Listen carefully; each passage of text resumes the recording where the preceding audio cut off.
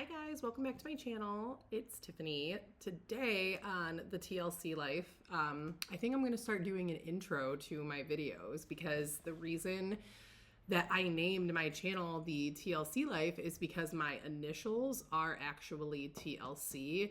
My first name is Tiffany and my middle name is Laren, and then my last name starts with a C. So it kind of works out. And some people have asked me on some of my shorts, they've said, why do you call your channel TLC? Don't you think people will get it confused with the learning channel, TLC, the network that we all know? Let me fix the camera. There we go.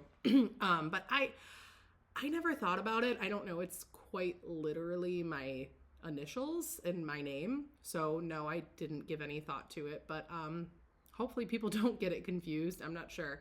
So today, I am home alone, which is very rare. I need to pick my daughter up from school. And before I do that, and my son is at daycare, so the house is quiet, so I just wanted to quickly film a video. It's kind of like backlit. I don't know if you can see, I've got my pond in the back, so this is kind of where I like to film just for the aesthetics of it all.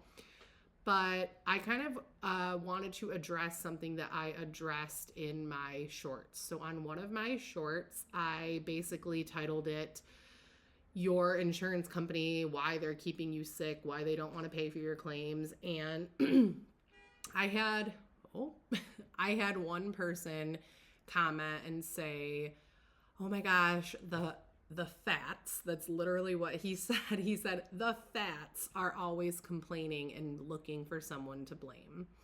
I responded to his comment and I don't know if he deleted it or what was going on, but I just wanted to hop on because in that short, I essentially stated that I have a background in medical billing and I have been working in medical billing. I worked in medical billing for almost 5 years, and then I went back to working in education, and now I've been working in medical billing again for a little over 2 years.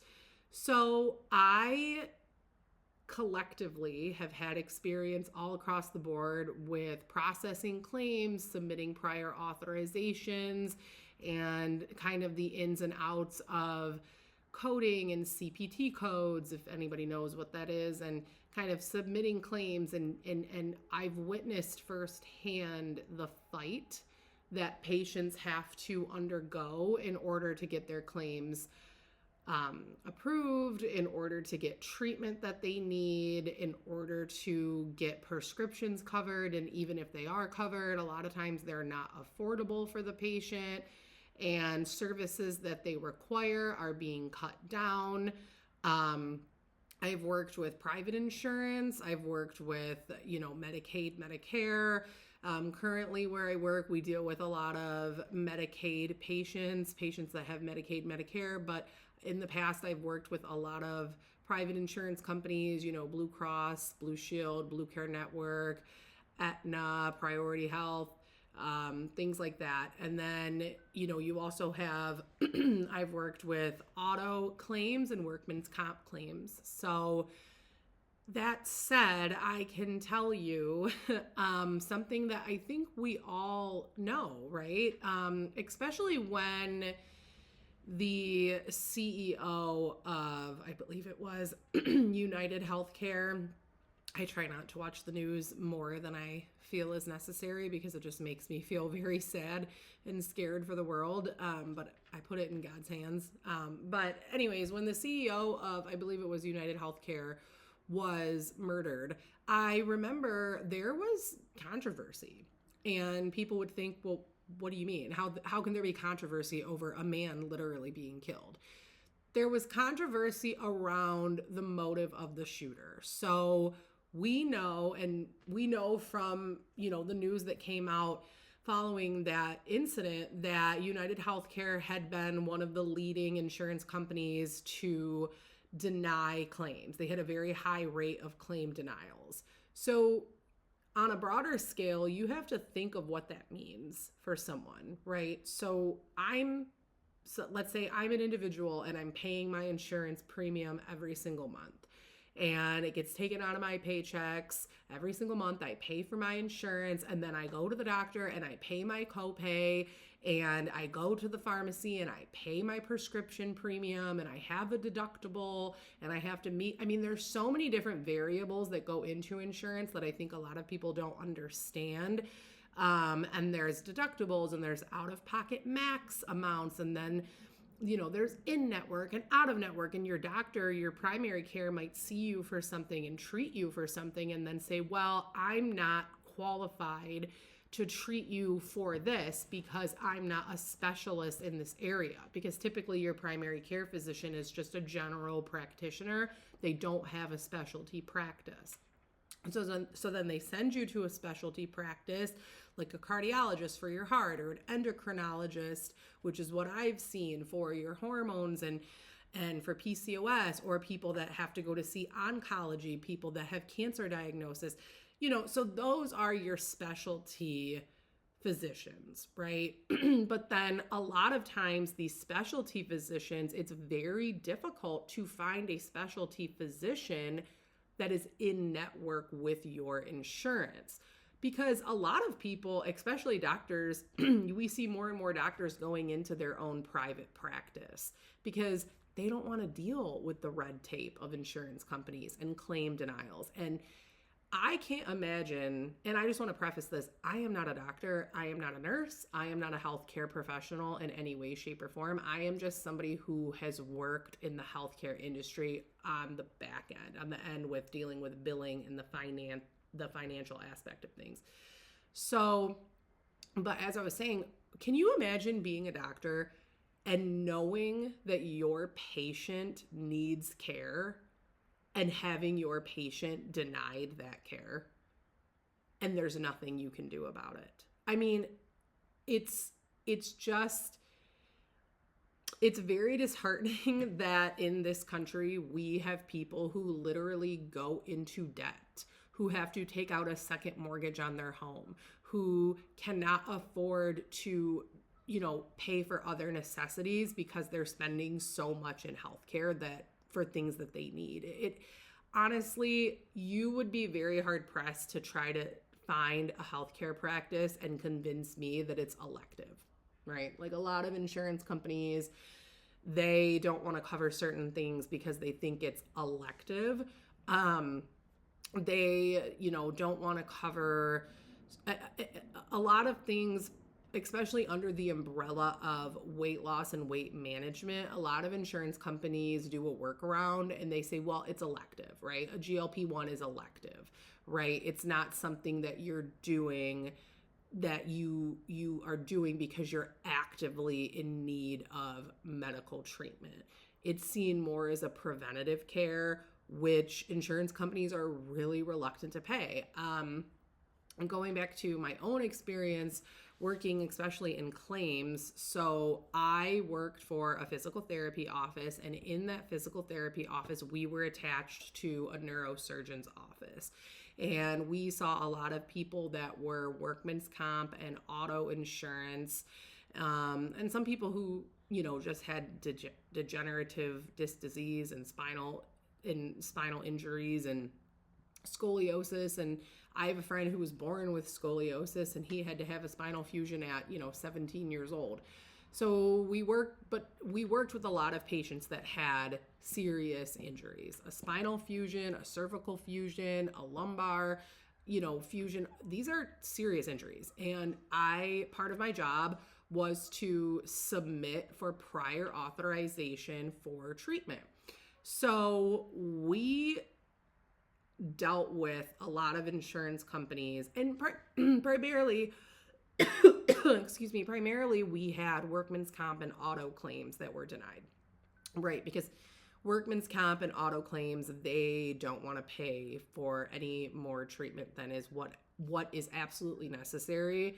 But what's interesting is we would have our doctors and our physical therapists write notes and notes and notes, and I would have to process these notes, and I would have to send these notes over to the insurance company, basically notes stating why the patient needs this care, why the patient needs to continue physical therapy, why the patient needs to continue to be off work.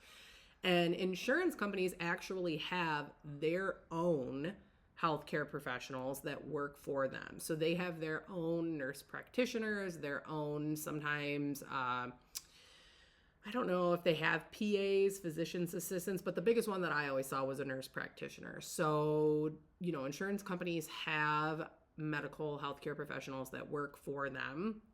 And essentially what would happen is the patients would have to be seen by a doctor, a nurse practitioner that worked for the insurance company. And their job essentially is to give an assessment and say if the patient needs to continue care or they don't. 9 times out of 10, probably more than that. I mean, not 100% of the time, but 98% of the time, when the nurse practitioner from the insurance company saw a patient to give an evaluation if care was needed or continuing care was necessary, it was always a no. It was always a denial of the claim, a denial of the prior authorization. They would no longer authorize any future visits, right? So then you get into the whole thing if, a lot of people would have an attorney at that point because they're thinking, well, I'm paying for my insurance and they're denying my care. If it's for workman's comp, a part of your overall compensation, a part of that is you are paying into either a union or your employer has to have workman's comp insurance on you. And so you have that right. And so a lot of times people would have an attorney because they wanted to go through litigation because they needed care, but it wasn't being paid for. And they felt that it wasn't right to have it come out of their pocket. So then you'd have to schedule depositions, and the deposition, I wasn't sitting in on those, but I would schedule them. And the physical therapist and whoever was rendering treatment needed to be present at the deposition, obviously.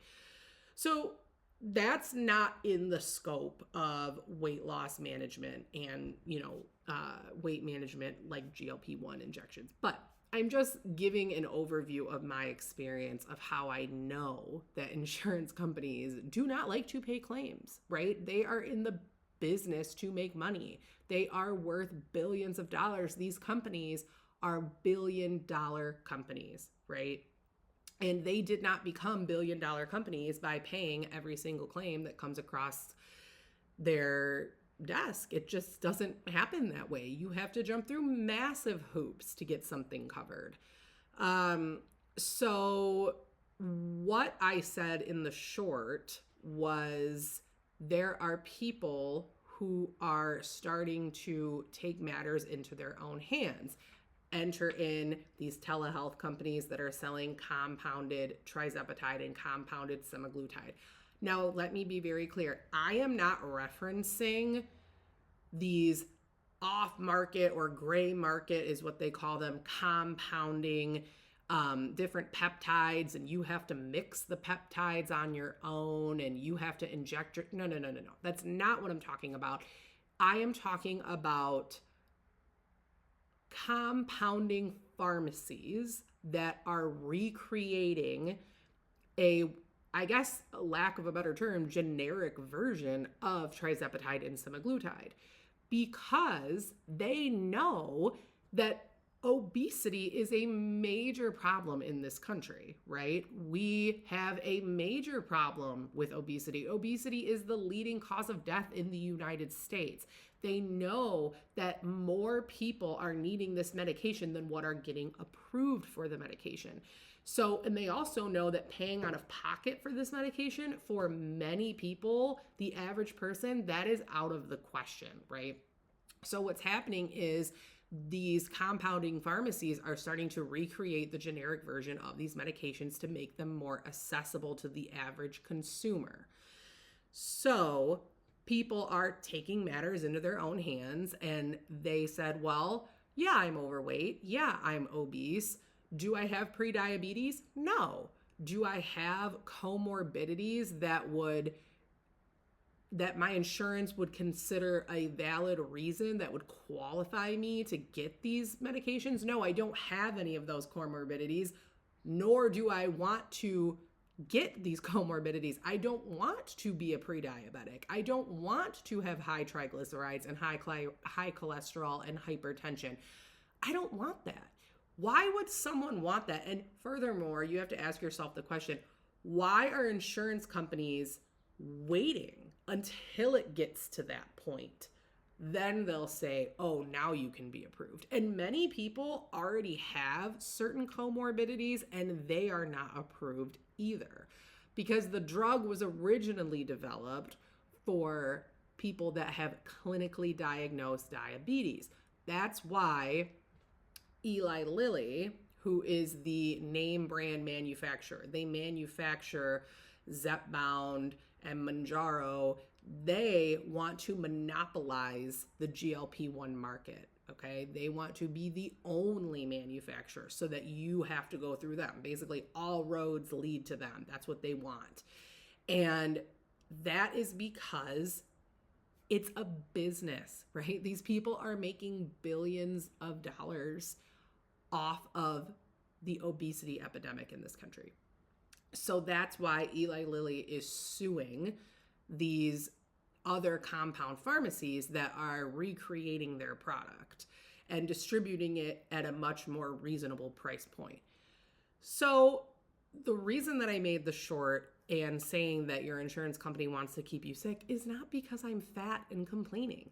It's because I am somebody who has comorbidities. So I am not a type 2 diabetic. I am not pre-diabetic. I do not have an A1C level that would qualify me as a pre-diabetic. However, my father had a heart attack at 23 years old. He had his second heart attack at 55, and my father is not overweight. It runs in my family. I have a predominant family history of heart disease. My uncle, who is my father's brother, he died of heart disease. So you have to understand that I didn't want to wait around until I get prediabetes, until I'm considered a pre-diabetic, to start taking control of my health. Because many people who are on GLP-1s, this is not their first rodeo. They've tried keto, they've tried Weight Watchers, they've tried Atkins, they've tried carnivore, they've tried veganism. You can go round and round and round. I tried a medical weight loss clinic before deciding to go on a GLP-1, and I was losing weight, but the food noise and the mental strain of, oh, just eat a protein shake and a protein bar and a piece of grilled chicken and spinach every day. It was too mentally taxing, and I was doing it and I was seeing results, but I also still have PCOS. I also still have hormonal imbalance. I also still have high cortisol. And I also need something that is going to aid in all those other factors, which is what a GLP-1 does. GLP-1 stands for glycogen-like peptide. So it is a peptide and a hormone that our body already produces, but we don't produce enough of it, or it's not being produced in the correct way, and it's not being utilized in the correct way. I'm not a doctor. This is just my own research and my own knowledge of knowing people that have been on it and dealing with the insurance. And so I say all that to say, why are insurance companies waiting until you have all these other issues to say, okay, now we'll approve you for a GLP-1? Well, in my mind, it's kind of common sense. If I'm pre-diabetic or I am a diabetic, maybe I have to go on insulin. Maybe I have to go on metformin. If I have high blood pressure and high cholesterol, maybe I have to go on Eliquis. Maybe I have to go on statin. So now they're getting their money, right? Because I'm on all these medications and all these prescriptions, and I'm seeing my cardiologist, and I'm seeing my endocrinologist, and I'm seeing my primary care, and all these things.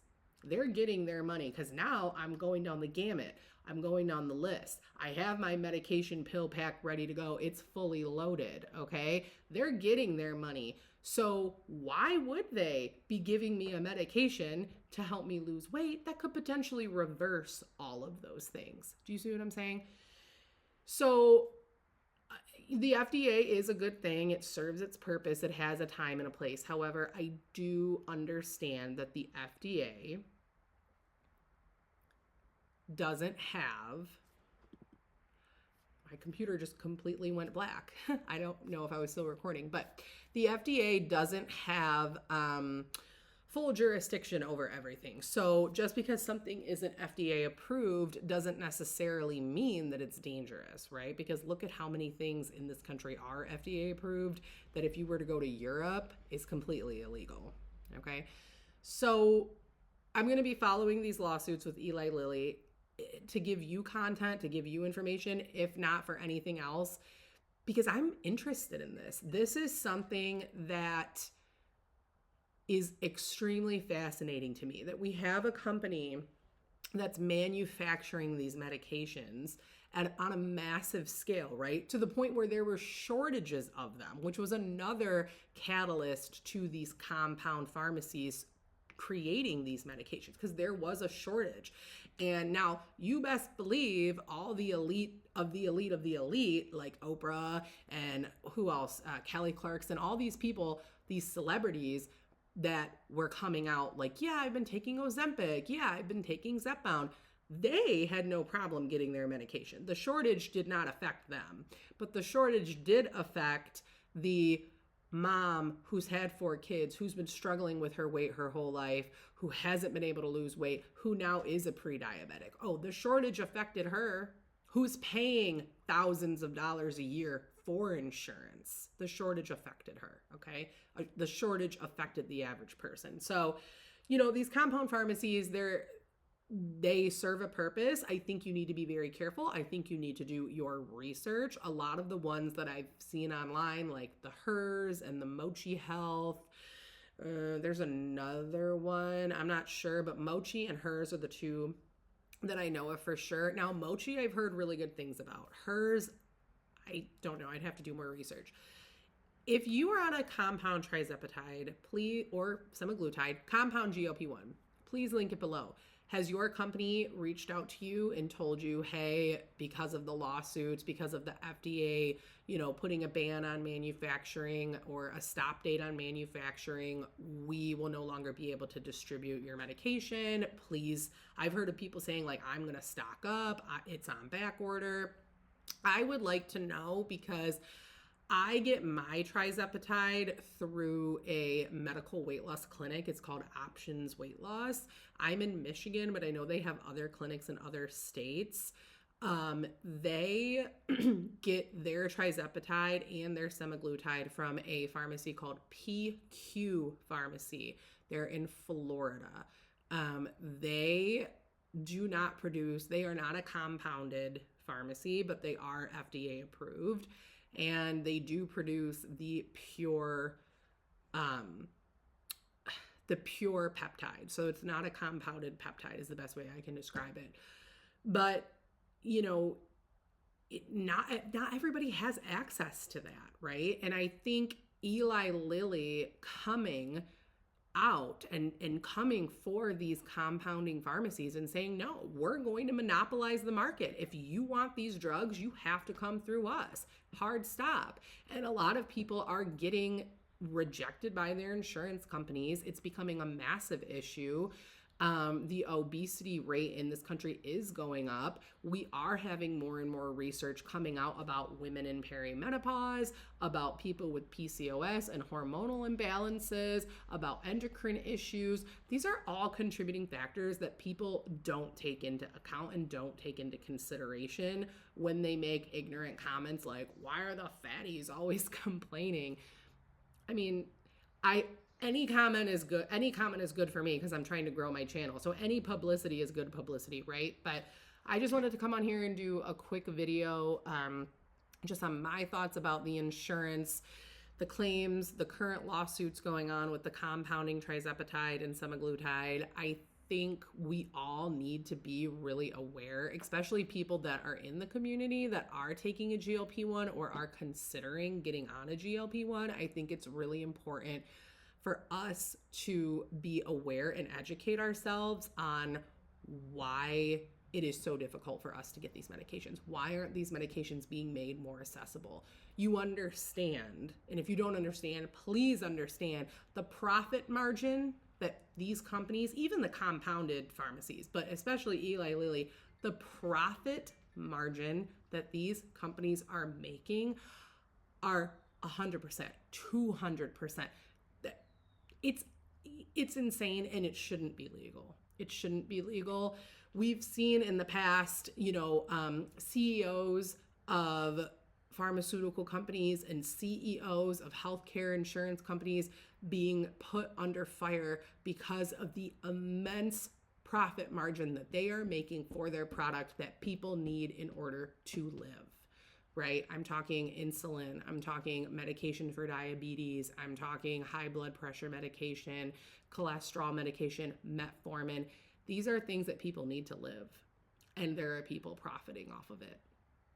So,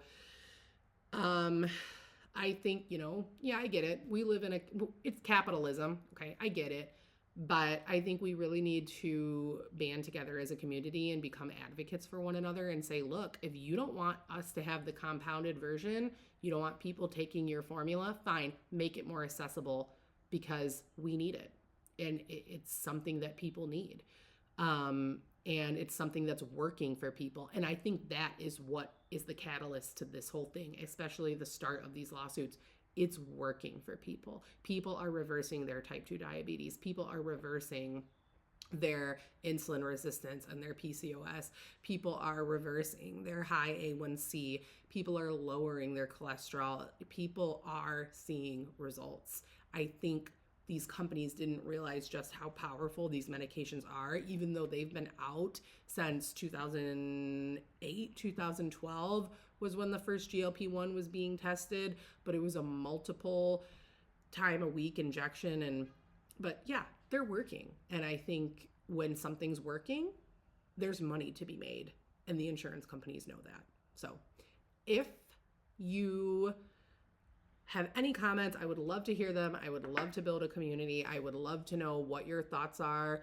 Good, bad, happy, sad. Just let me know. Guys, sorry that last video ended rather abruptly.